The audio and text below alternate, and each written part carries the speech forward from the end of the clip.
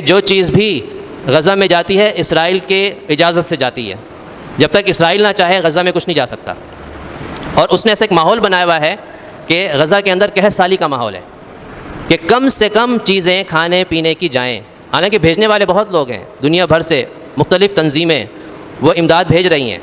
لیکن بارڈر سے کراس کرنا اس کا اختیار کسی مسلمان کو نہیں ہے۔ حالانکہ بارڈر کے اس طرف بھی مسلمان، اس طرف بھی مسلمان، اس طرف غزہ ہے، اس طرف مصر ہے، رفح بارڈر جو ہے وہ تو مصر کے ساتھ لگا ہوا ہے، ادھر مصر کی گورنمنٹ ہے اور ادھر مسلمان ہیں، لیکن اختیار کس کو؟ اسرائیل کو ہے۔ اسرائیل بارڈر پہ بیٹھا ہوا ہے، مصر کے بارڈر پہ، اور مصر کی بغیرتی دیکھیں، وہاں جو نمائندے آئے ہوئے تھے اس کے حماس کے، انہوں نے کہا کہ مصر ایک کنٹینر جب اندر جاتا ہے اس کا 2-2.5 لاکھ پاکستانی لحاظ سے انہوں نے بتایا کہ 2-2.5 لاکھ روپے بنتے ہیں کہ ایک کنٹینر جو مسلمانوں کی امداد آتی ہے اور وہ رفح بارڈر سے مصر سے غزہ میں داخل ہوتی ہے تو اس کا مصر جو ہے 2-2.5 لاکھ روپے لیتا ہے کہ ہمیں 2-2.5 لاکھ روپے دو گے تو ہم یہ کنٹینر اندر چھوڑیں گے مسلمانوں کے لیے، بجائے اس کے کہ وہ مسلمانوں کی مدد کرے، الٹا مسلمانوں کا خون چوس رہا ہے۔ جب سے یہ مسئلہ پیدا ہوا ہے مصر کے اندر کسی کو فلسطین سے متعلق آواز اٹھانے کی اجازت نہیں ہے، وہاں کوئی فلسطین کے حق میں نہ نعرہ لگا سکتا ہے نہ بات کر سکتا ہے، یہ مصر کی گورنمنٹ ہے۔ حالانکہ جو دشمن ملک ہیں ان میں کتنے بڑے بڑے احتجاج ہو رہے ہیں، امریکہ میں دیکھیں، فرانس میں دیکھیں، یعنی تمام یورپین کنٹریز کے اندر کتنے بڑے بڑے احتجاج ہو رہے ہیں، لیکن اگر احتجاج نہیں ہو رہا تو مصر میں نہیں ہو رہا ہے جو مسلمانوں کا ملک ہے۔ تو اس سے بڑی بغیرتی کیا ہوگی؟ وہی کہ جو کھڑا ہوا دیکھ رہا ہے کہ میری ماں ہے یہ۔ تو اللہ تعالی ہمارے حال پہ رحم کرے کہ یہ بہت بڑا ایک المیہ اور بہت بڑی آزمائش ہے امت کے اوپر، اور جو لوگ وہاں شہید ہو گئے وہ تو کامیاب ہو گئے، ان کی آزمائش کم ہے، اور دوسرے مسلمانوں کی آزمائش بڑھ کر ہے۔ کیوں؟ کیونکہ ان کے اوپر آزمائش تو یہ ہے کہ ان کے ساتھ یہ سارے معاملات ہو رہے ہیں، لیکن حقیقت میں بسا اوقات اللہ تعالیٰ مسلمانوں کا امتحان لیتے ہیں کہ مسلمان ایسے موقع پہ کیا کرتا ہے،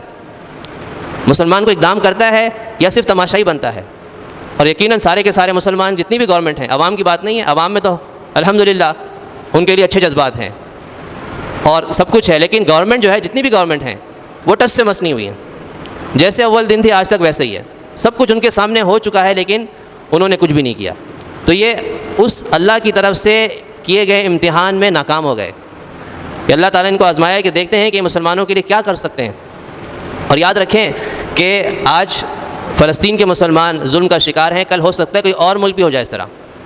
اس وقت بھی پھر یہی ہوگا کہ OIC کا اجلاس ہوگا اور ایک مذمتی قرارداد پاس ہو جائے گی کہ بھئی ہم مذمت کرتے ہیں کہ ایسا نہیں ہونا چاہیے، بس اس سے آگے OIC کچھ نہیں کر سکتی۔ ایسا ہی ہے نا،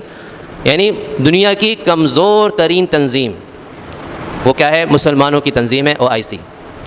جو صرف بیٹھ کر صرف اجلاس کرتے ہیں، میٹنگ کرتے ہیں، ایک قرارداد ہے اس کو پاس کرتے ہیں، کھاتے ہیں، پیتے ہیں، ہنکتے ہیں، مودتے ہیں اور اٹھ کے اپنے اپنے گھروں کو چلے جاتے ہیں۔ ان سے ذرہ برابر مسلمانوں کے حق میں کچھ بھی نہیں ہو سکتا،